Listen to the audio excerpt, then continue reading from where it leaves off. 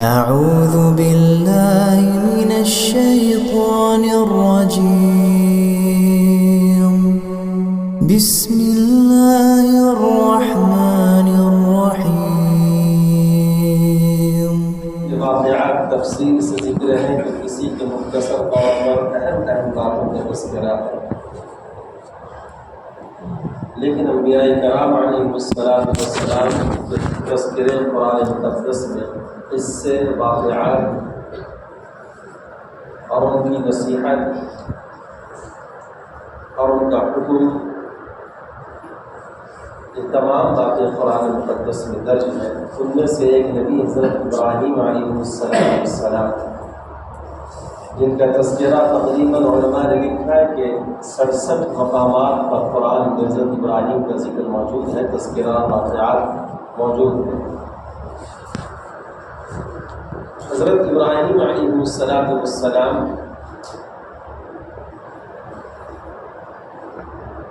انہیں ابو الانبیاء بھی کہا جاتا ہے۔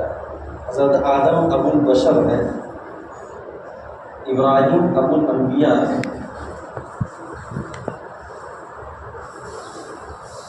وجہ نبی کریم صلی اللہ علیہ وسلم نے ارشاد فرمایا کہ میں اپنے جد امجد ابراہیم کی دعا کے صدقے سے اس امت کا نبی بنا کر بھیجا گیا۔ اور اگر آپ تاریخ کا مطالعہ کریں گے اور شریعت کو دیکھیں گے، حضرت ابراہیم کی جو شریعت تھی اور ہماری شریعت، بہت ساری باتیں ان سے ملتی جلتی ہیں۔ ان کی شریعت میں جو باتیں تھیں ہماری شریعت میں وہی باتیں تھیں۔ ایک تعبیر قبلہ ہے کہ نبی کریم صلی اللہ علیہ وسلم تقریباً 14 مہینے یا 16 مہینے مسجد اقصیٰ کی طرف آپ نماز ادا کر رہے تھے، اور بار بار اپنے چہرے کو آسمان کی طرف اٹھاتے تھے، اور دل میں ارادہ تھا کاش کہ اللہ حکم نازل فرما دیتا، میرا دل یہ چاہتا ہے کہ میرا قبلہ کعبہ ہو، کیونکہ میرے جد امجد ابراہیم کا قبلہ کعبہ تھا۔ چنانچہ مسجد اقصیٰ کے قریب ایک جنتی ٹکڑا ہے، جنتی چٹان، اس کی طرف کر کے رخ کر کے نماز ادا کرتے تھے۔ جس جگہ آج مسجد اقصیٰ بنی ہوئی ہے، اس طرف قبلہ نہیں تھا، بلکہ اس کے قریب ایک چٹان تھی جسے جنتی چٹان کہتے ہیں، صخرہ۔ اس جگہ کی طرف رخ کر کے نماز ادا کیا کرتے تھے۔ تو نبی کریم صلی اللہ علیہ وسلم کی خواہش اور ارادے کے مطابق قرآن کہتا ہے قد نرى تقلب وجهك في السماء، اے نبی آپ بار بار اپنے چہرے کو آسمان کی طرف اٹھاتے تھے، دل میں ارادہ تھا کہ کاش کہ یہ قبلہ کا رخ بدل دیا جاتا، حکم آ جاتا۔ اللہ کا حکم نازل فرمایا فَوَلِّ وَجْهَكَ شَطْرَ الْمَسْجِدِ الْحَرَامِ، اے نبی آج کے بعد آپ کا رخ جو قبلہ ہوگا وہ بیت اللہ ہوگا۔ تو میں نے عرض کیا کہ شریعت ابراہیمی کی بہت ساری باتیں ملتی جلتی ہیں ہماری شریعت سے۔ ایک تحویل قبلہ کا واقعہ، دوسرا ختنہ۔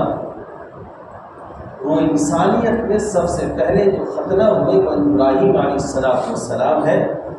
کتابوں میں لکھا ہے کہ بڑی عمر میں ان کو اللہ کی طرف سے حکم آیا کہ ختنہ کرو، اور اس کے بعد یہ حکم چلتا گیا۔ نبی کریم صلی اللہ علیہ وسلم نے بھی اپنی شریعت میں یہ باتیں بتلائیں اور یہ کہا کہ دیکھو یہ بہت اہم ہے، ختنہ ہونا بہت ضروری ہے، مسلمانوں کے لیے یہ ضروری ہے کہ وہ ختنہ کروائیں، یہ سنت ابراہیمی ہے۔ ان میں سے قربانی بھی ہے۔ صحابہ نے پوچھا یا رسول اللہ ما هذه الأضاحي، یہ قربانی ہے، یہ کیا چیز ہے؟ آپ نے فرمایا سنت ابیکم ابراہیم، کہ میرے ابا میرے باپ ابراہیم کی یہ سنت ہے، میری شریعت میں بھی لاگو ہے کہ صاحب حیثیت مالدار آدمی پر ضروری ہے قربانی جانور کو ذبح کرنا۔ بہت ساری باتیں شریعت ابراہیمی میں جو باتیں ملتی تھیں وہ شریعت محمدی میں بھی وہ باتیں چلی آ رہی ہیں اور قیامت تک چلتی رہیں گی۔ حضرت ابراہیم علیہ السلام کی سیرت کے تعلق سے چند باتیں عرض کرنا چاہتا ہوں۔ حضرت ابراہیم انبیاء کرام علیہ السلام کے واحد ایسے نبی ہیں جس کو ہر دھرم کے لوگ مانتے ہیں، ہر قوم کے لوگ مانتے ہیں۔ آج کے دور میں بھی یہودیوں کو کہا جائے وہ بھی حضرت ابراہیم کو بڑے معزز اور شخصیت سمجھتے ہیں۔ وہ اپنے آپ کو یہودا کہتے ہیں کہ ہم یہودی ہیں، حضرت ابراہیم کے پیروکار ہیں، اور حضرت ابراہیم ہمارے مذہب میں تھے۔ عیسائی بھی کہتے ہیں کہ ابراہیم ہمارے تھے، لیکن قرآن نے ان دونوں کے باتوں کو رد فرمایا۔ ما کان ابراہیم یہودی کیوں ولا نصرانی کیوں ولکن اللہ حنیفا مسلما۔ نہ ابراہیم یہودی تھے، نہ ابراہیم عیسائی تھے، بلکہ وہ اللہ کے نیک بندے اور مسلمان تھے۔ بعض اکابرین نے ہندوستان کے تعلق سے لکھا ہے کہ جو آج جو ہندو مذہب میں ہے قوم ہے براہمن، یہ براہمن قوم بھی ابراہیم علیہ السلام کو ماننے والی قوم تھی۔ براہما سے براہمن بنے، ابراہیم سے براہما بنا گیا۔ ان کی یہاں بھی وہ باتیں لکھی ہیں جو شریعت ابراہیم علیہ السلام میں باتیں موجود تھیں۔ عرض کرنے کا مقصد یہ ہے کہ واحد ایسے نبی ہیں جن کو اسلام نہیں بلکہ اسلام کے علاوہ غیر مذہب والوں بھی ان کو بڑی اونچی نگاہ سے، معزز نگاہ سے دیکھتے ہیں اور مانتے ہیں، لیکن اصل پیروکار جناب محمد مصطفیٰ صلی اللہ علیہ وسلم کی شریعت میں وہ باتیں ملتی ہیں جو ابراہیم علیہ السلام کی ہوئی۔ پھر دوستو بزرگوں، حضرت ابراہیم علیہ السلام عراق میں پیدا ہوئے۔ آپ نے آنکھ کھولا تو علاقہ در علاقہ بت پرستی مبتلا تھا۔ خود آپ کے گھروں میں آپ کا باپ جس کا نام آزر ہے، قرآن نے کہا کہ آپ کا باپ آزر صرف بت پرستی نہیں تھا بلکہ بت فروش تھا۔ صرف وہ بتوں کی پوجا نہیں کرتا تھا بلکہ وہ بتوں کو بنا کر سجا کر بازاروں میں بیچتا تھا۔ ایسی گھر میں اللہ نے اپنے نبی کو پیدا کیا۔ اندازہ لگائیے کہ جس کا باپ بت پرست ہو، علاقہ بت پرست ہو، بادشاہ بت پرست ہو، توحید کا نام و نشان نہ ہو، اللہ نبی کو ایسے گھر میں پیدا کیا کہ اس کے گھر کے افراد بھی بت پرستی پر اور بت خود بناتے تھے۔ المیہ یہ تھا، علماء نے لکھا ہے کہ لکڑیوں کے بت بناتا تھا اور اگر ڈیزائن میں کمی آتی تھی تو توڑ کر پھر بت کو ٹھیک کرتا تھا۔ عقل ماری کے جسے اپنے آپ کو جس کے سامنے جھکایا جاتا تھا، جس کے سامنے اپنے سر کو جھکاتے ہیں، وہ خود اپنے بتوں کو اپنے ہاتھوں سے تیار کرتے تھے۔ حضرت ابراہیم علیہ السلام نے ایسے گھر میں آپ کھولا، ان کی پیدائش ہوئی۔ علماء نے لکھا ہے کہ بچپن سے ہی آپ اس کے مخالف تھے، کیونکہ یاد رکھیں اللہ جس کو نبوت عطا فرماتا ہے اللہ اس کو بچپن سے ہی اس کی مکمل حفاظت کرتا ہے، تاکہ نبوت بعد میں ملے ٹھیک، لیکن بچپن سے لے کر نبوت ملنے تک کا زمانہ بھی اللہ ان کی حفاظت میں رکھتا ہے کہ کوئی انگلیاں نہ اٹھائے کہ یہ بچپن میں تو بتوں کے سامنے جھکتا تھا، اب نبوت ملی اب ہم کو روک رہا ہے۔ ایسا نہیں، بلکہ اللہ نبی کے براہ راست بچپن سے ہی حفاظت کرتا ہے۔ چنانچہ جب تھوڑا سا شعور آیا، بچپنا ختم ہوا، عقل مندی کی باتیں جب زبان پر آئی، آپ نے سمجھا تو باپ کو آپ نے سوال کیا کہ ابا آپ کس کے سامنے جھکتے ہو؟ جو نفع کا مالک نہیں، جو نقصان کا مالک نہیں، جو بول نہیں سکتا، جو دیکھ نہیں سکتا، جو آپ کی طرف مدد کر نہیں سکتا، آپ کس کے سامنے جھکتے ہو؟ باپ نے پہلے سمجھایا، پھر دوسری بار حضرت ابراہیم نے پھر سوال کھڑی کر دی، باپ نے پھر سمجھایا، تیسری بار باپ نے پھر سمجھایا، اور اپنی بیوی سے کہا کہ بچے کو سنبھال لو ورنہ مجھ سے کچھ نہ ہو جائے۔ تو تو عجیب و غریب سوال کرتا ہے، میرے پاس اس کے سوال کا کوئی جواب نہیں ہے، اس کو سمجھاؤ کہ ہمارے بڑوں نے اس طرح کا کام کرتے ہوئے آئے ہیں، ہم بھی اسی طرح کر رہے ہیں، لہٰذا تو بھی اسی طرح کر۔ ابراہیم علیہ السلام کیونکہ نبی بننے والے تھے، باپ سے جھگڑا کر بیٹھے کہ میں یہ تو تیار نہیں ہے، میری یہ باتیں میری سمجھ میں نہیں آ رہی ہیں کہ میں ایسے بت کے سامنے جھکوں جس کو میں خود تیار کروں، اس کو بناؤں، سنواروں، سجاؤں اور پھر اس کے سامنے سجدہ ٹیکوں، یہ میری سمجھ میں یہ باتیں بارہ تک۔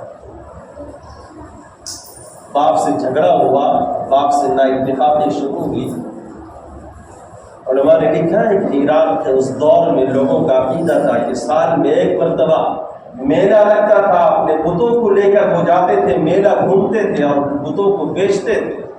سارا علاقہ محلے کا وہ میلے میں پہنچ گیا سوائے حضرت ابراہیم علیہ السلام کے۔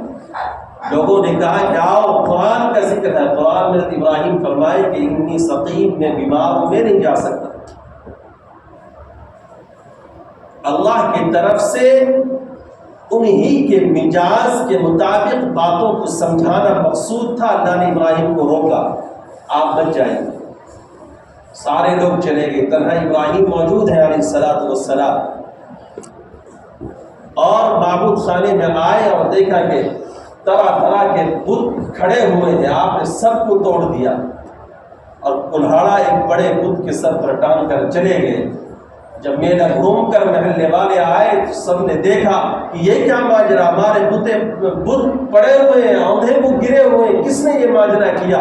سب کی نگاہ ابراہیم علیہ السلام پر پڑی، کیونکہ ان کو معلوم تھا کہ ہمارے بیچ جو ایک مخالف اور دشمن ہو سکتا ہے تو یہی ہو سکتا ہے، کیونکہ یہ آ کر ہم کو یہ سمجھاتا تھا کہ کس کے سامنے اپنے سر کو جھکاتے ہیں۔ چنانچہ سارے لوگ گئے اور اسے کہا کہ آپ ہی کا کارنامہ ہے۔ ابراہیم نے کہا کہ اگر تم نے اپنی آنکھوں سے دیکھا ہے تو میں گناہ قبول کرنے کے لیے تیار ہوں، اگر تم نے نہیں دیکھا کہ جاؤ اپنے بڑے بت کو پوچھو، وہ بتائے گا کہ ان تمام بتوں کا حال کس نے کیا۔ اس نے کہا کہ اچھا بیوقوف سمجھتے ہو، ہمیں پتہ نہیں کہ نہ یہ دیکھ سکتا ہے، نہ بول سکتا ہے، نہ سمجھ سکتا ہے۔ حضرت ابراہیم نے کہا کہ یہی تو بات میں تمہیں بتلاتا ہوں، کئی سال سے میں بتلانا چاہتا ہوں، تمہارے دماغ میں یہ بات نہیں آ رہی ہے کہ اللہ کے لیے دیکھو، یہ نہ کچھ نفع نقصان کے مالک ہیں، کس کے سامنے تم اپنا سر ٹیکتے ہو۔ کچھ لوگوں کو باتیں سمجھ میں آئی لیکن کچھ لوگ ناراض ہوئے اور آپ کو شہر بدر کر دیا گیا، گھر سے نکال دیا گیا، کہلوائے گئے کہ آپ کو اگر جان پیاری ہے ہمارا علاقہ آپ کو چھوڑنا پڑے گا۔ دوست بزرگوں، حضرت ابراہیم علیہ السلام کی پوری زندگیاں توحید پر تھیں اور ہر موڑ پر آپ نے توحید کو پکڑا، تمام چیزوں کو آپ نے قربان کر دیا۔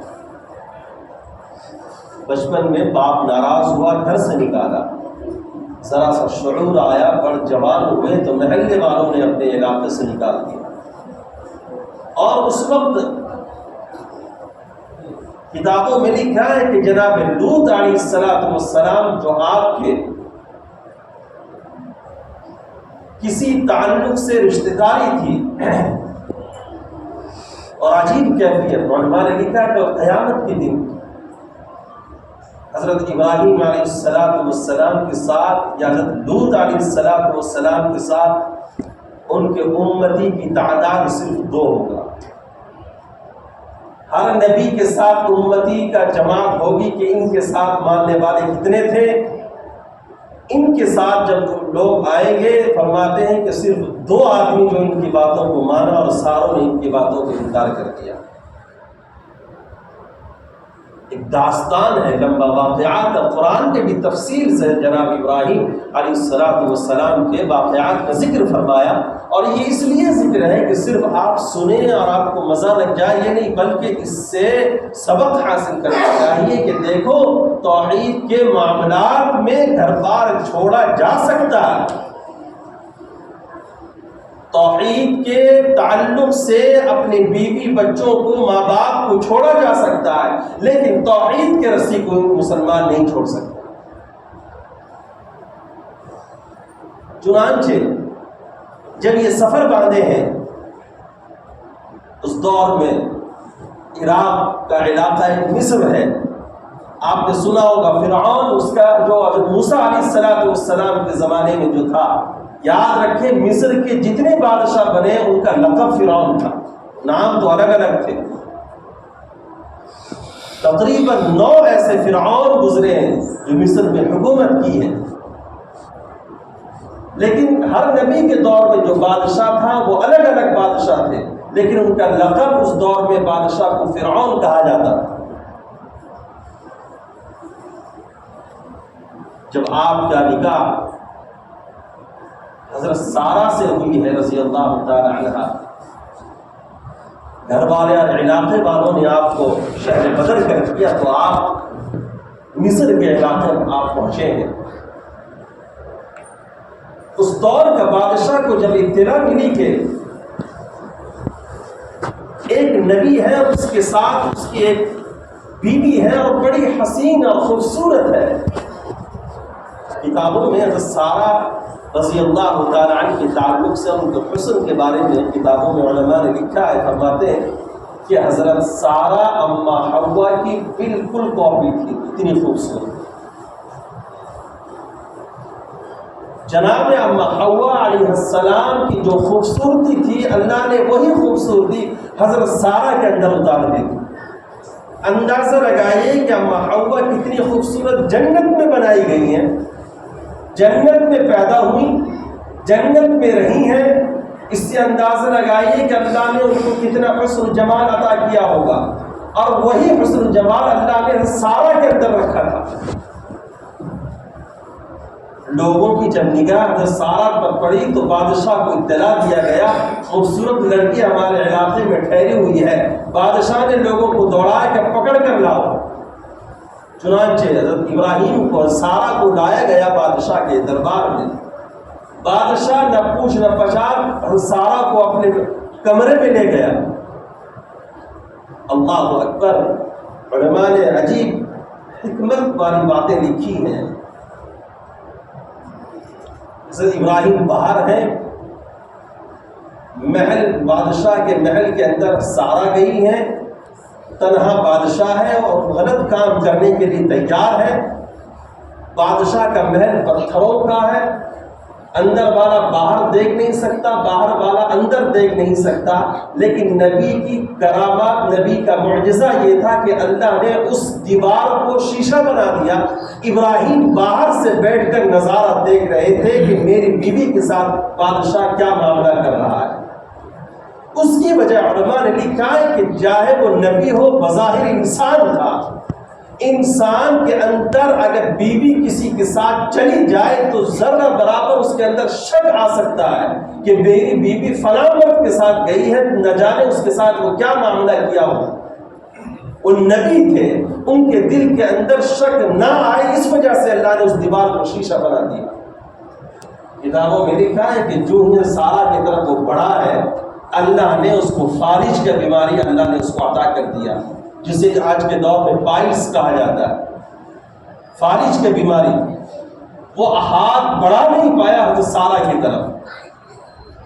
جب وہ اپنے آپ کو دیکھا کہ میرے اندر یہ بیماری آ چکی ہے سارہ کی وجہ سے، سارہ کا خدا کا یہ معاملہ ہے، فوراً معافی مانگنے لگا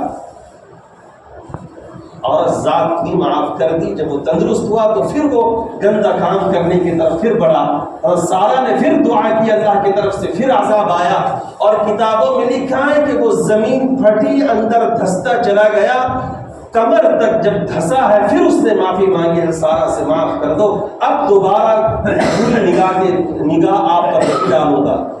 چنانچہ سارہ نے معاف کر دیا، پھر وہ باہر نکلا ہے اور اس نے سمجھ گئے کہ یہ خاتون یا تو جنات ہے یا تو کوئی فرشتہ ہے یا کوئی پاور ہے اس کے اندر۔ لہٰذا جب وہ سارہ کی کرامات کو دیکھا، اللہ کی مدد جو شامل حال ہوئی، تو اس نے اپنی بیٹی ہمشیرہ حضرت ہاجرہ کو ابراہیم کی خدمت کے لیے وقف کیا۔ حضرت ہاجرہ جو تھی وہ اسی بادشاہ کی بہن تھی۔ اس نے خادمہ کے طور پر حضرت ابراہیم علیہ السلام کو وقف کی ہوئی تھی۔ علماء نے لکھا ہے کہ وہ اتنے پاک باز عورت تھی حضرت ہاجرہ، اللہ نے ان کے بطن سے ابراہیم کے ضعیف العمر میں اللہ نے اسماعیل پیدا کیا، اور اسی اسماعیل کے خاندان میں آخری نبی جناب محمد مصطفیٰ صلی اللہ علیہ وسلم کی ولادت ہوئی۔ یہ سیرت ابراہیمی ہے۔ روایتوں میں پتہ چلتا ہے کسی نے حضرت ابراہیم سے پوچھا کہ آپ اللہ کے خلیل کیسے بنے؟ انہوں نے فرمایا بذلت نفسی الی النیران وولدی قربان مالی للضیفان انا خلیل الرحمن۔ اللہ نے میرا امتحان لیا، جب میں بچہ تھا تو اللہ نے امتحان لیا کہ باپ کی باتوں کی طرف آتا ہے یا میرے حکم کی طرف آتا ہے۔ اللہ نے وہاں پہلا امتحان میرا لیا۔ میں نے گھر بار چھوڑ دی لیکن اللہ کے حکم کی نافرمانی نہیں۔ میں نے باپ کو تو چھوڑ دیا، باپ کو چھوڑنے پر میں گوارا ہو گیا، لیکن اللہ کو چھوڑنا میرا دل نہیں چاہا۔ اللہ نے پہلا امتحان یوں لیا۔ علماء نفیس الحسینی رحمۃ اللہ علیہ نے لکھا ہے کہ جب بچپن میں تھے باپ کو چھوڑا، جب جوان ہوئے تو بیٹے کو قربان کر دیا۔ یہ ہے جناب ابراہیم علیہ السلام کی عظیم کارنامے اور قربانیاں جو انہوں نے پیش کی ہیں۔ نار نمرود کا واقعہ تفصیلات میں جانا نہیں چاہتا، آپ نے سن رکھا ہے۔ نار نمرود کا واقعہ جب پیش آیا ہے کتابوں میں لکھا کہ آپ کے بدن سے چادر مبارک کو ہٹایا گیا، آپ کو برہنہ ننگا کر کے اس آگ میں ڈالا گیا۔ نبی علیہ السلام نے ارشاد فرمایا کہ قیامت کے دن سب سے پہلے میرے بعد اگر کوئی جنتی لباس پہننے کا حقدار ہے، اللہ جس کو سب سے پہلے جنتی لباس پہنائے گا وہ جناب ابراہیم علیہ السلام کی شخصیت ہے۔ کیوں؟ اس وجہ سے کہ اللہ کی توحید کے واسطے ان کو وہ ظالم لوگوں نے ننگا کر کے آگ میں ڈالا۔ جب کپڑے اتارے جا رہے تھے، خدا کی قسم سب سے زیادہ حیا والا اگر کوئی ذات ہے تو انبیاء کی ذات ہوتی ہے۔ سب سے زیادہ شرم و حیا اگر کسی کے اندر ہے تو نبیوں کے اندر اللہ رکھا ہے۔ حضور صلی اللہ علیہ وسلم کے متعلق حضرت عائشہ یہ فرمایا کرتی تھی کہ میں نے آپ سے زیادہ شرمیلا کسی نوخیز لڑکی کو میں نے نہیں دیکھا۔ نوخیز لڑکی ابھی بالغ ہوئی ہے، اس کے اندر بھی اتنی شرم و حیا نہیں ہو سکتی جتنی شرم و حیا جناب محمد مصطفیٰ صلی اللہ علیہ وسلم کے اندر موجود تھی۔ اور اس سے اندازہ لگائیے کہ آپ کے جد امجد ابراہیم تھے، ان کے اندر کتنی شرم و حیا ہوگی۔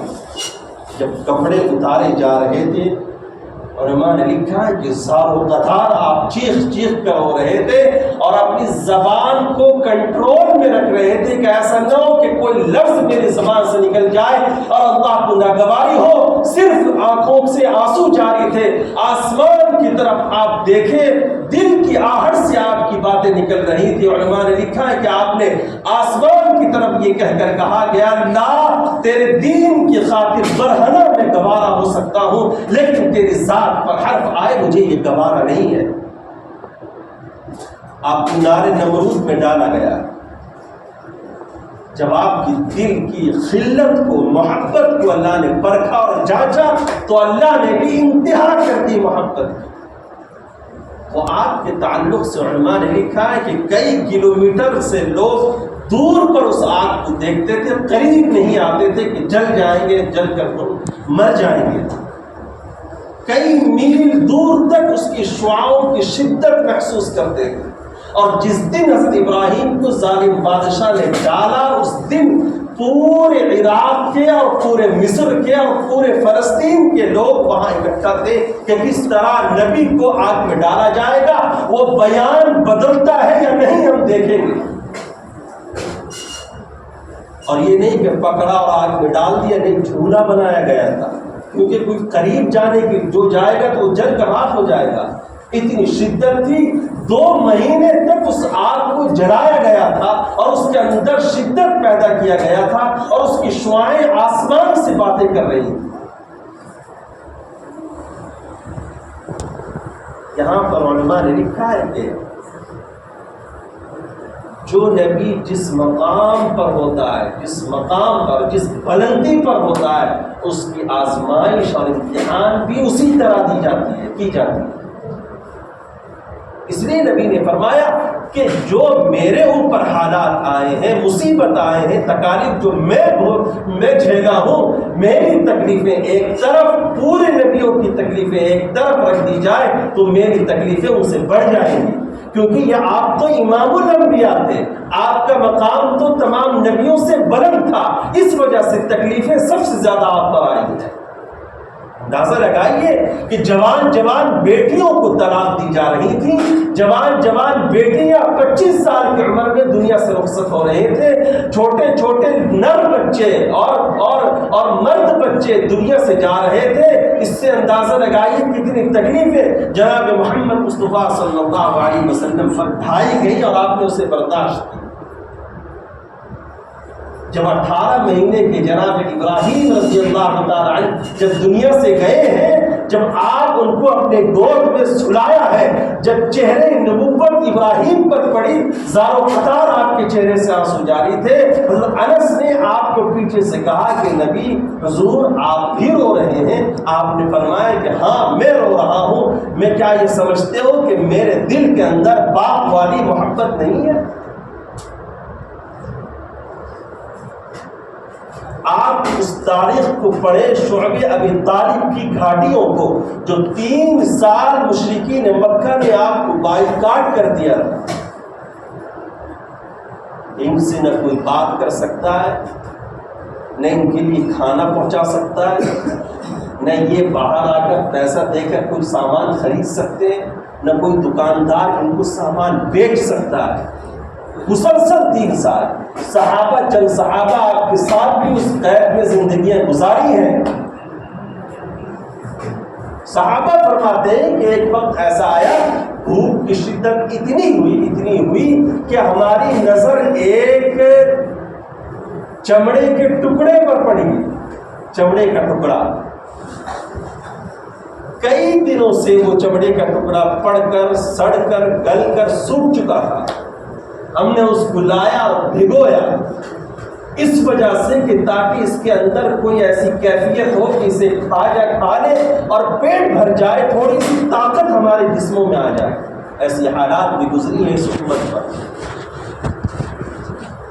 اکابرین نے لکھا ہے قیامت تک دشمنوں کا یہ کام ہوگا کہ اسلام کو کس طرح مجروح کیا جائے، بدنام کیا جائے، ذلیل کیا جائے، دبایا جائے، اور اس کے تعلق سے ان کی انتھک کوشش رہے گی۔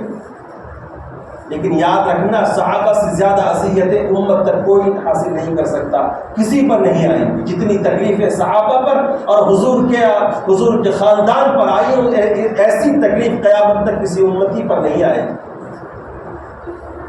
کیوں؟ اگر تکلیفیں آئیں تو نبی کی زندگیوں کو دیکھ لینا، تکلیفیں تمہاری ہلکی پڑ جائیں گی، تمہیں صبر آ جائے گا۔ آپ مسجد نبوی میں تشریف فرما تھے، ابو جہل کے لڑکوں سے آپ کی لخت جگر کا نکاح ہو چکا تھا، رخصتی نہیں ہوئی تھی، صرف نکاح ہوا تھا، بات چیت ہو چکی تھی۔ جب اس نے زور ڈالا اپنے بچوں کو کہ محمد کی بیٹیوں کو طلاق دے دو، جب آ کر انہوں نے طلاق کی باتیں سنوائی، نبی کے آنکھوں سے آنسو جاری تھے اور آپ کے دل افسردہ تھا کہ جوان بیٹیوں کی طلاق کے تعلق سے جب آپ کی باتیں سنی، جب آپ نے سنا تو آپ کا دل مچل اٹھا۔ کیوں نہ ہو؟ کیونکہ یہ باتیں مشہور ہو گئی کہ ان کی بیٹیوں سے کوئی شادی نہیں کرے گا۔ اندازہ لگائیے اگر یہ واقعہ کسی باپ کے ساتھ ہو، اگر اس کو یہ معلوم ہو کہ ان کی بیٹیوں سے کوئی رشتہ نہیں کرنے والا، بائیکاٹ ہو چکا ہے، تو اس کے باپ میں کیا باتیں گزریں گی اس کے دل پر۔ نبی نے اس کو بھی احساس کیا۔ میرے دوست بزرگوں، قربانیاں حضرت انبیاء کرام علیہ السلام نے پیش کی ہیں، لیکن اگر جس کی پوری زندگی قربانیاں میں گزری ہے وہ جناب ابراہیم علیہ السلام کی زندگیاں ہیں۔ تو اما ہاجرہ سے اسماعیل علیہ السلام پیدا ہوئے، اور اس کے بعد انہوں نے اللہ کے حکم سے علاقہ چھوڑا اور مکہ کے علاقے میں آ کر آباد ہوئی، جو غیر ذی زرع علاقہ تھا، بنجر علاقہ تھا، اللہ نے ان کو وہاں آباد کیا، اس وجہ سے کہ ان کی نسل میں نبی کریم صلی اللہ علیہ وسلم کو مکہ میں آنا تھا۔ اللہ نے ابراہیم کے ذریعے، انہیں کی نسلوں کے ذریعے سے اللہ نے اس علاقے کو آباد کیا۔ تو میرے دوست بزرگوں، جو اصل بات عرض کرنی ہے وہ ہے قربانی۔ قربانی نام صرف آپ جانور کے گلے میں چھری چلا دیں اور اس کو قربانی سمجھیں، یہ نہیں ہے۔ جانور کے گلے میں چھری چلا کر آپ نے اس کو ذبح کر دیا، ہاں آپ نے سنت ابراہیمی کو آپ نے عمل پیرا ہو گئے، اس کو آپ نے عمل کر لیا، لیکن اس ذبح کے ساتھ ساتھ ابراہیم علیہ السلام کی پوری تاریخ اور ان کی زندگیوں کو رکھو کہ دیکھو آج اللہ کے حکم سے جانور کے گلے میں چھری چلا رہے ہیں تو ہماری پوری زندگی بھی خواہشات کے گلے پر چھری ہو، ہماری پوری زندگی نفسانی خواہشات، شیطانی خواہشات اور اپنی منمانی خواہشات پر چھری چلے، اللہ کے حکموں کے مطابق زندگی گزارے۔ یہ اصل پیغام ہے قربانی کا، کہ اللہ کا حکم آ جائے نماز کی طرف تو آ جائیں، اللہ کا حکم آ جائے زکوٰۃ کی طرف آ جائیں، اللہ کا حکم آ جائے تو ہم حج کی طرف آ جائیں، اللہ کا حکم آ جائے جو بھی اللہ کی طرف۔ دوستو بزرگوں، اللہ کا حکم آ جائے ہم سب سے پہلے اللہ کے حکم کے مطابق عمل کریں گے، اور اس کے بعد میں دیکھیں گے کہ کون کیا کہہ رہا ہے۔ اسی وجہ سے ابراہیم علیہ السلام نے اپنے باپ کو چھوڑا، علاقے کو چھوڑا، شہر کو چھوڑا، بادشاہ کو چھوڑا، صرف اللہ کو سامنے رکھا ہے۔ بچے کو چھوڑا، بچے کے گردن میں چھری بھی آپ نے رکھ دی، لیکن اللہ کے حکم کی آپ نے نافرمانی نہیں کی۔ اللہ یہ پیغام پہنچانا چاہتا ہے ابراہیم کے ذریعے سے، لوگوں تم بھی اس طرح زندگی گزارو کہ تمہارے سامنے صرف میرا حکم ہو، کسی اور کا نہ ہو۔ ہم نے صرف آج یہ قربانی سمجھا ہے کہ صرف جانور کو ذبح کر دیا، بس نہ نماز کا پتہ، نہ اللہ کے حکم کا پتہ، نہ قرآن کا پتہ، نہ دین کا پتہ، نہ دین و شریعت کا پتہ۔ بعض لوگ تو علامات الحدیث صرف گوشت کھانے کے لیے جانور ذبح کرتے ہیں۔ اللہ یہ نہیں ینال اللہ لحومھا ولا دماؤھا ولکن ینالہ التقوی منکم۔ اللہ کو صرف یہ مقصد نہیں کہ تم صرف جانور اللہ کے راہ میں قربان کر دو، نہیں، نہ اللہ کے یہاں گوشت پہنچتا ہے۔ اندازہ لگائیے قرآن، میرے دوستوں، ہم آج کا المیہ یہ ہم قرآن سے دور ہیں، قرآن کی باتوں کو سمجھنے کے لیے تیار نہیں ہے۔ جو خیالات ایک عام مومن کے ذہن میں آ سکتا ہے، اللہ اس کو قرآن میں دور کر دیا۔ ذہن میں آ سکتا تھا، جس کا ایمان ہم جیسے جو کمزور ایمان والوں کے آدمی کے ذہن میں یہ باتیں آ سکتی تھیں کہ گوشت مقصد ہے، نہیں، اللہ کہتا ہے نہ میرے یہاں گوشت پہنچتا ہے، نہ خون پہنچتا ہے، نہ ہڈیاں پہنچتی ہیں، میں تو صرف تمہارے دل کی کیفیت کو ٹٹولنا چاہتا ہوں کہ تمہاری دل کے اندر میرا ڈر اور میری محبت ہے یا نہیں ہے۔ یہ تو اصل مقصد ہے۔ ذبح کرتے وقت ارادہ ہو کہ اللہ آج حکم دے رہا ہے کہ جانور ذبح کر میں کر رہا ہوں، اگر کل تو اولاد کو اپنی بارگاہ میں پیش کرنے کا حکم دے دے، میں ساری اولادیں تیرے دین کی خاطر قربان کرنے کے لیے تیار ہوں۔ بعض علماء نے لکھا ہے یہ مشق ہے قربانی کا۔ بعض لوگ ڈر کی وجہ سے جانور کو ذبح نہیں کرتے کہ خون سے ڈر لگتا ہے۔ ارے بھائی، اگر یہی جانور سے ذبح کرتے وقت خون سے ڈر رہے ہو، کل جب اگر جہاد کا حکم آ جائے، اسلام کی تحفظ کے لیے اگر آپ کے سروں پر کفن باندھ کر گھروں سے نکلنے کے لیے آپ کو کہا جائے، یہ جانور کی بات کیا، تو آپ تو اس وقت تو انسان سامنے ہوں گے، دشمن سامنے ہوگا، پھر کیسے آپ کا ہاتھ اٹھے گا؟ فرمائیں کہ یہ مشق ہے، یہ مشق ہے۔ میرے دوست بزرگوں، بہرحال قربانی کے تعلق سے انشاءاللہ آگے مفصل باتیں ہوں گی۔ یہ آج کے جو جمعے میں جو میں نے آپ کے سامنے باتیں عرض کی، چند جو مختصر باتیں اجمالی طور پر جناب ابراہیم علیہ السلام کے تعلق سے، کہ ان کی حیثیت یہ ہے کہ آپ ابو الانبیاء ہیں، آپ کی حیثیت یہ ہے کہ ان کی شریعت ہماری شریعت ملتی جلتی ہے، اور آپ کا تعلق ہمارا ابراہیم سے اس وجہ سے ہے کہ آپ کی نسل سے ہی جناب محمد مصطفیٰ صلی اللہ علیہ وسلم اس امت پر نبی بنا کر بھیجے گئے ہیں.